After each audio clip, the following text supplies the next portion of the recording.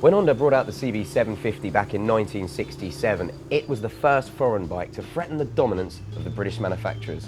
Plus, it revolutionised the biking world, and for good reason. It was the first bike to feature an electric starter motor, the first to have an inline-4 engine, the first to have a front disc brake, and, compared to its British rivals, the first mass-produced bike to be truly reliable.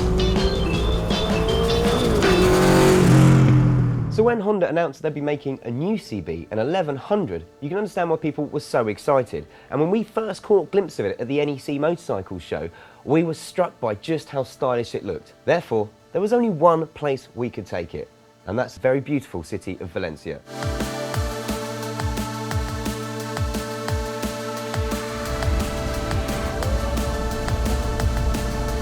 First thing that struck me about riding the new CB 1100 was that unlike the old CB in the original, it wasn't designed to revolutionise the biking world. There's no real innovative features on there. In fact, it's obviously designed at the guy who grew up with pictures of the CB 750 on his wall, or with his dad riding one, or riding one himself, because it's an awesome homage to that original bike. And you know what? That's okay by me, because believe it or not, it's never been more cool to be old-fashioned as it is right now. It's almost like technology now has made our lives so clean and efficient. We hark back to the older days when things were a little bit rawer, a little bit rougher, and things had character. What's kind of weird though when you think about it is the original CB750 didn't actually have that much what we would term as personality or character. Because compared to its British twins that were spouting oil everywhere and blowing up at the side of the road, it was actually a bit of a geek of the bike world. It was refined, it started every time, it was efficient, and it was bulletproof. And it kind of showed up its more rough and ready British counterparts.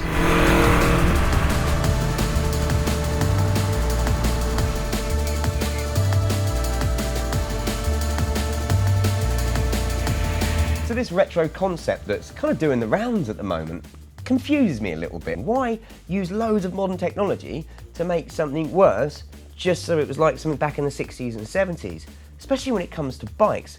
But if you think about it, it could be really good as well, because you could get all the beautiful styling from the past and mix it with modern technology. And that's what this CB 1100 does.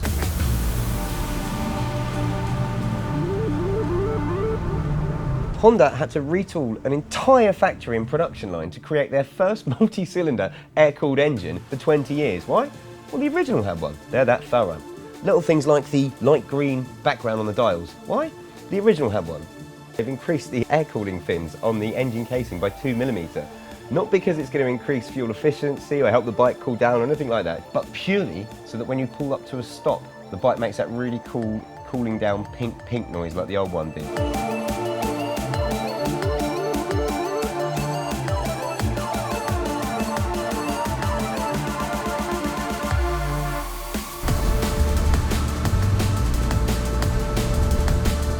They even adjusted the valve timings to make the engine run rougher. I mean, can you imagine being in that Honda meeting at their headquarters? Here we go, it's our finished bike, it's perfect. Yeah, let's make it worse.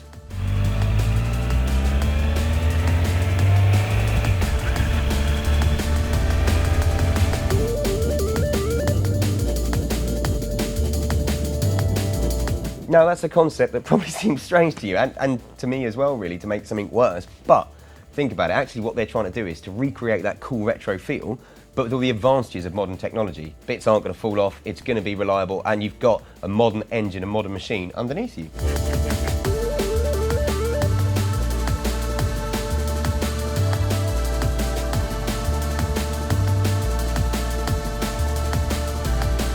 And it's actually a great bike to ride. I mean, the engine is not really going to snap your arms off at any point, but it will pull in any gear. Plus, it's got ABS, which I'm pretty sure no bikes in the 70s had. I wasn't born.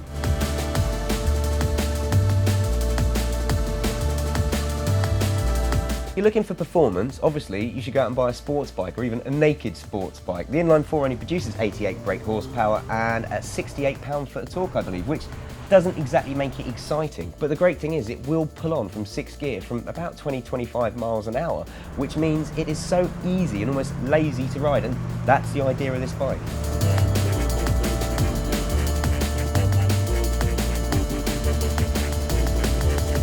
Obviously, it's not got a fairing. It's not the ideal bike to be doing hundreds of miles up and down a motorway in the rain on, but If you are looking for a piece of retro chic to maybe commute on, do your Sunday ride out with your mates, and hopefully re-establish your cool credentials with your kids for quite possibly the first time ever, then this bike, and it is a beautiful piece of kit, will cost you under £9,000. Yes, all right. It's unfair you brought that up, but there was one other thing as well. Unfortunately, it turns out I'm the first person in the world to crash the new CB1100.